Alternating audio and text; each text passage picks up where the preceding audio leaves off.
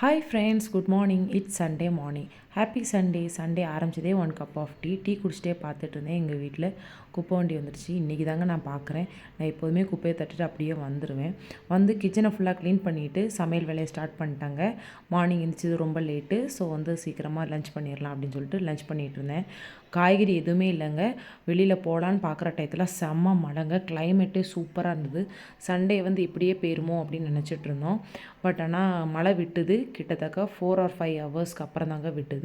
சரி, ஓகே, இருந்த காய வச்சு சமைக்கலாம் அப்படின்னு சொல்லிட்டு முட்டைகோஸ் பொரியல், அப்புறம் ஒரே ஒரு கத்திரிக்காய், 2 முருங்கைக்காய், ஒரு தக்காளி போட்டு சாம்பார் மாதிரி வச்சேன். ஆனால் சாம்பார் மாதிரி வரலங்க.